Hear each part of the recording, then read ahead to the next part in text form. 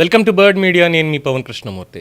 తమిళనాడు ఎన్నికలు అనుకున్నట్టుగానే చాలా ఉత్సాహభరితంగా జరిగాయి. అట్ ద సేమ్ టైం ఫలితాలు అనేవి చాలా వరకు అనూహ్యం. అయితే ముందు నుంచి కూడా చాలామంది చెప్తున్నట్టుగానే maybe or may not be అన్నారు, కానీ విజయ్ మాత్రం చాలా ప్రభంజనమే సృష్టించేటంలో ఏమాత్రం అతిశయోక్తి లేదు.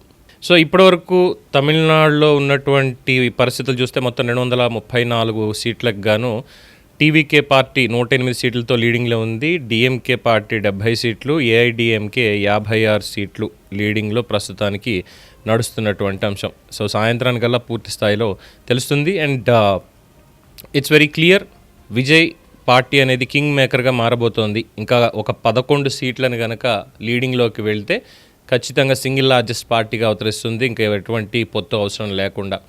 అండ్ ఏఐడిఎంకే ఒకవేళ 108, 110 దగ్గర ఆగితే కావాల్సినటువంటి 8 సీట్లు ఎవరితో జత కడతారు, డిఎంకే తోట ఏఐడిఎంకే తోట అనేది అది సాయంత్రానికి తెలిసేటువంటి అవకాశం ఉంది. ఈ పాయింట్లో విజయ్ ప్రభంజనం అన్నటువంటి పాయింట్ దగ్గర చూసుకున్నప్పుడు రాజకీయాల్లో అత్యంత ఆకర్షణీయమైనటువంటి అంశం గెలుపు. గెలిచిన వాడిని విజేతగా నిలబెట్టేసి అతను వేసిన ప్రతి అడుగుని కూడా అత్యద్భుతమైనటువంటి వ్యూహంగా అభివర్ణించడం అనేది అందరికీ అలవాటైపోయింది. కానీ విజయానికి వేల మంది నాలుంటారు, ఓటమికి మాత్రం అనాథ అన్నమాట. ఇక్కడ సరిపోతుంది అది.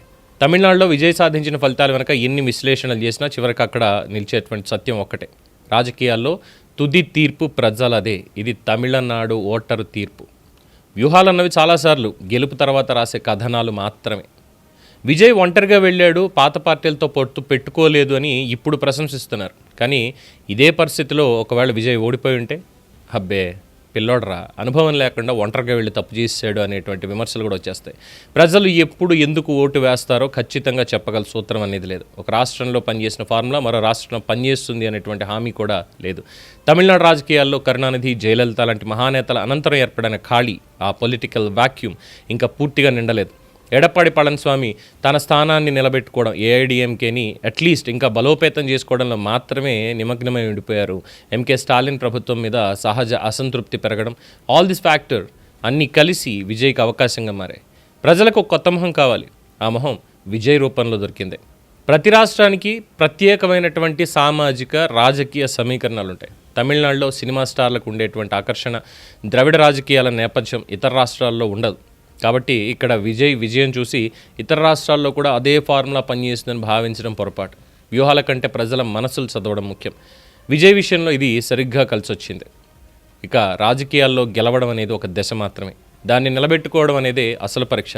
ఈరోజు విజయం సాధించిన విజయ్ రేపు పాలనలో తప్పిదాలు చేస్తే మళ్ళీ అందరూ విమర్శలే మొదలు పెడతారు. గెలిచినప్పుడు వ్యూహాలు గొప్పగా ఉంటాయి, ఓడినప్పుడు అవే తప్పులుగా మారిపోతాయి. తమిళనాడు ఫలితాలు మరోసారి ఒక సత్యాన్ని గుర్తు చేశాయి, ప్రజలే ప్రభువులు. ఏ వ్యూహకర్తకి, ఏ విశ్లేషకుడికి ఓటర్ మనసు పూర్తిగా అర్థం కాదు, అది కేవలం పోలింగ్ బూత్ వద్దే బయటకు వస్తుంది. అందుకే ఇది కేవలం విజయ్ గెలుపు మాత్రమే కాదు, మార్పు కోరుకున్న ఓటరు గెలుపు. మిగిలినవన్నీ ఆ గెలుపు చుట్టాలినటువంటి కథలే.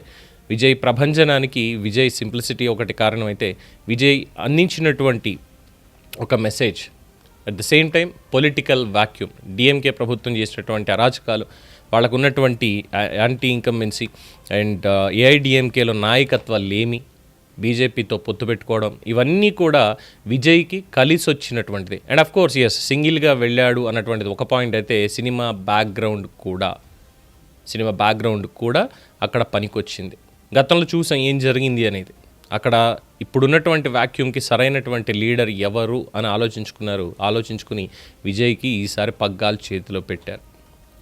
ఇంకేముంది, దూసుకుపోదాం చేసుకుపోదాం అనుకున్నటువంటి స్టాలిన్కి ఆదిలోనే అడ్డు కట్టబడిపోయింది.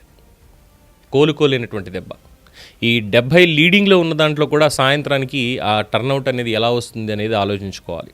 అండ్ 118 సీట్లకి ఇంకా 11 సీట్లు దగ్గరగా 10 సీట్లు లీడింగ్లోకి రావాలి. ఆ 10 సీట్లు సాయంత్రానికి ఎలా వస్తాయి అనేది కూడా వేచి చూడాల్సిందే. మొత్తానికి ఇది విజయ్ గెలుపు మాత్రమే కాదు, ఇది తమిళనాడు ఓటరు తీర్పు.